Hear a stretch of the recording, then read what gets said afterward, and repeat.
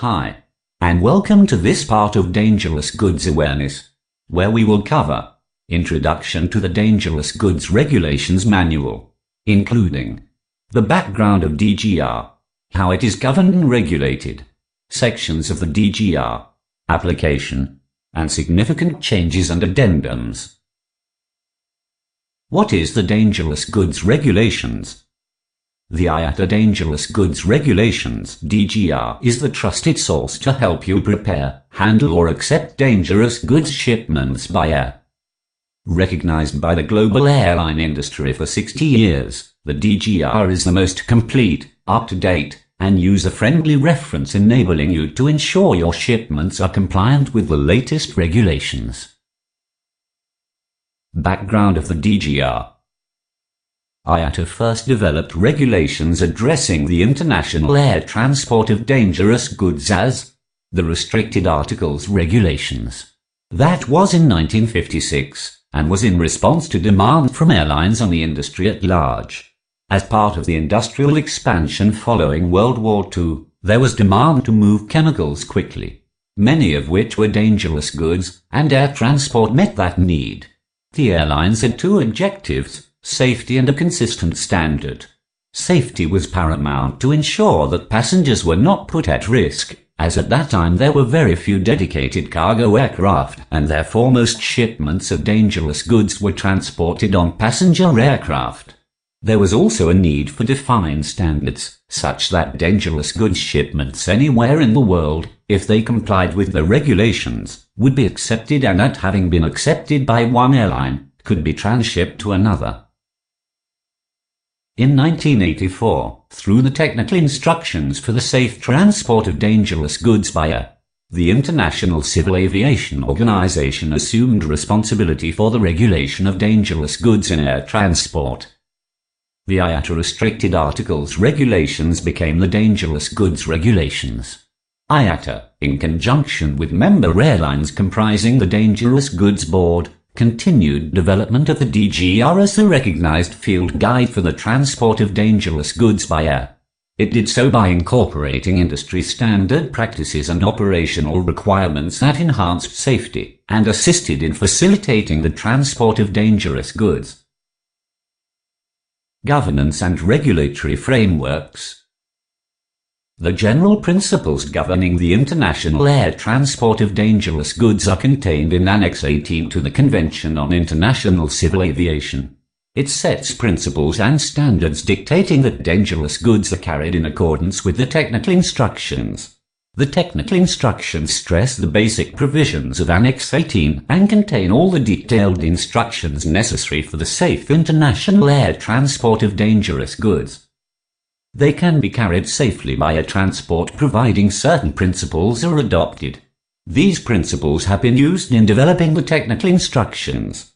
They are intended to facilitate transport while providing a level of safety such that dangerous goods can be carried without placing an aircraft or its occupants at risk, if all the requirements are fulfilled. In slight detail, these provisions in the ICAO Technical Instructions and IATA DGR are based on the UN recommendations on the transport of dangerous goods known as the Model Regulations. It is a document that provides a framework of rules for the safe transport of dangerous goods by all modes, air, road and rail as well as sea. It is recommended to familiarize yourself with the UN Model Regulations. The UN Model Regulations details the general principles of dangerous goods classification, labeling, marking, placarding, documentation, and the dangerous goods list. As mentioned, those principles and requirements apply to all modes of dangerous goods transport. International transport of dangerous goods by air is therefore regulated by ICAO technical instructions at government level, and the IATA Dangerous Goods Regulations at the industry level. Sections. The DGR is presented in 10 sections with supporting appendices and indexes. They are: Section 1, Applicability. It defines dangerous goods, highlights the basis and application of the regulations, shipper and operator responsibilities, training requirements, instructions for shipping. Section 2, lithium batteries, dangerous goods security, incident and accident reporting. Section 2, limitations, dangerous goods that are forbidden or found in unlikely places are herein contained. Those that can be carried by passengers or crew, can be transported by post, are in operator's property, and that can be shipped in limited quantities or accepted quantities. State and operator variations are also in this section.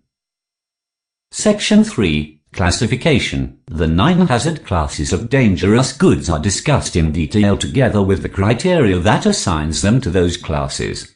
Their degree of danger within hazard class is also deliberated. Section 4, identification. This section, also referred to as the blue pages, assists in selecting an article or substance's proper shipping name.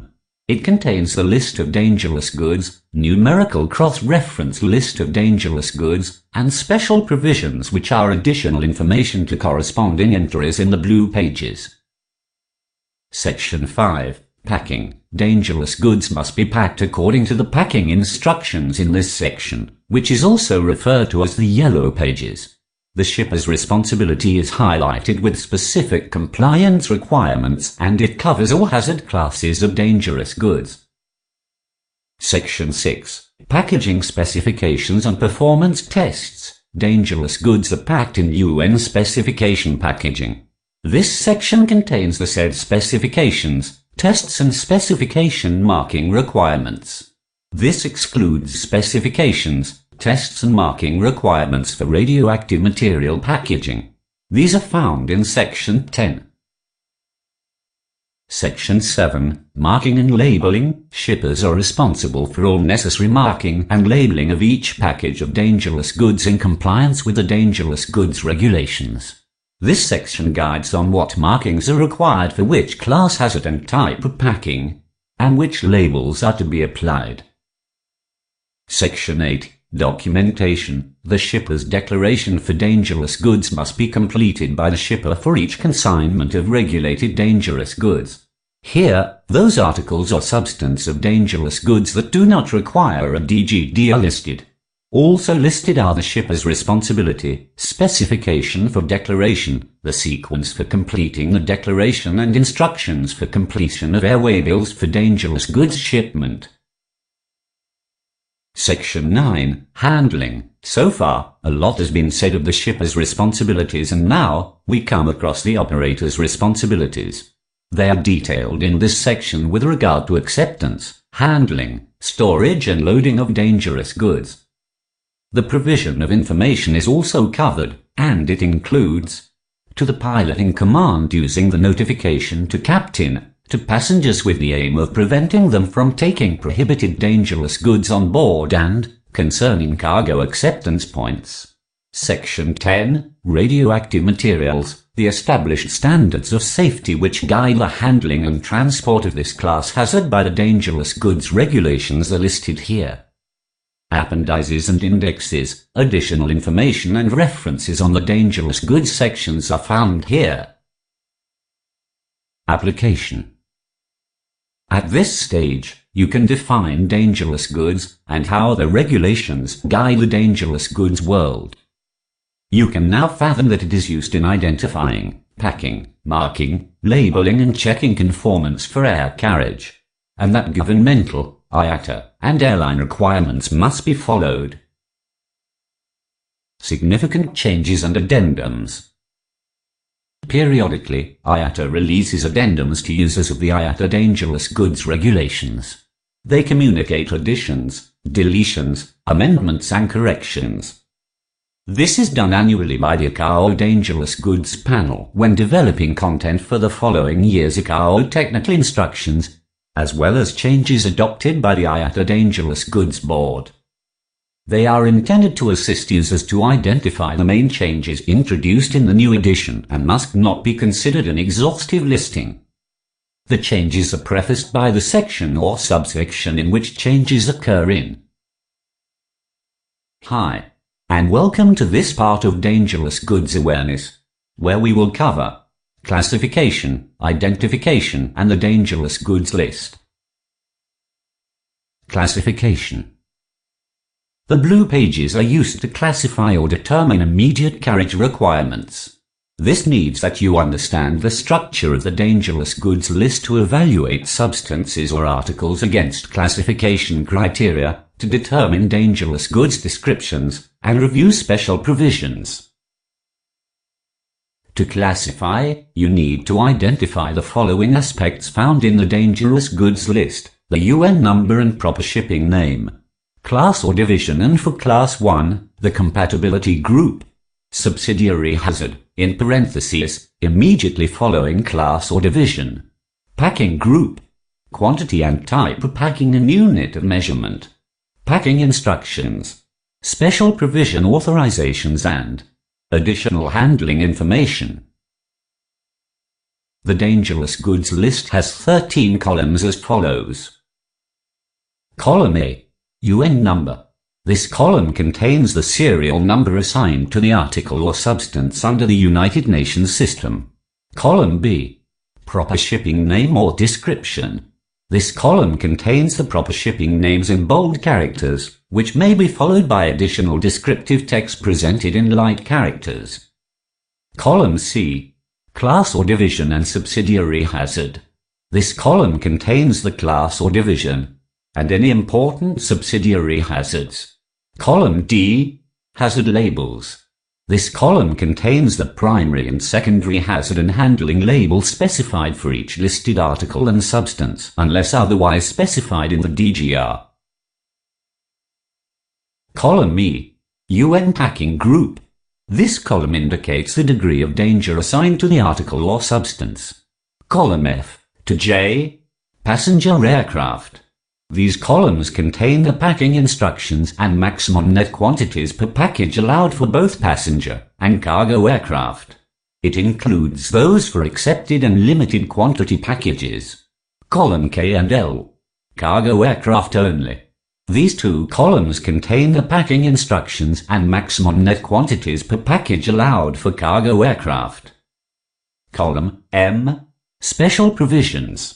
This column contains alphanumeric codes which serve as reference points to additional information for the relevant entry.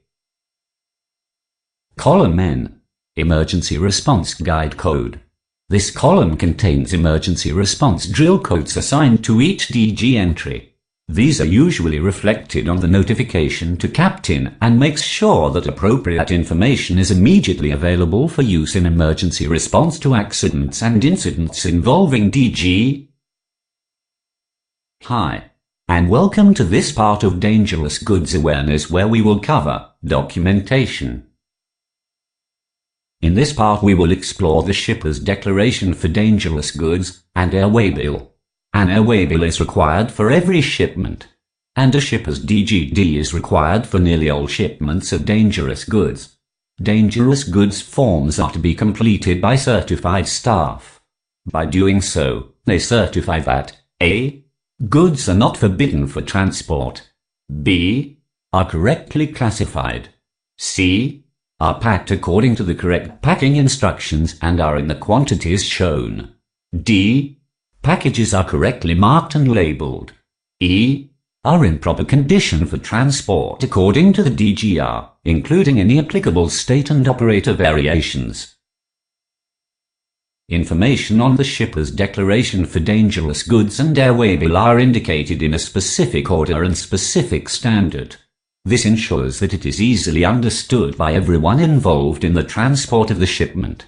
The DGD indicates what type of aircraft can be used for the shipment, whether the shipment is radioactive, the proper shipping name of the substance, the primary and secondary hazards, the type of packaging used and quantity of the substance, any special handling requirements, and who filled out a form.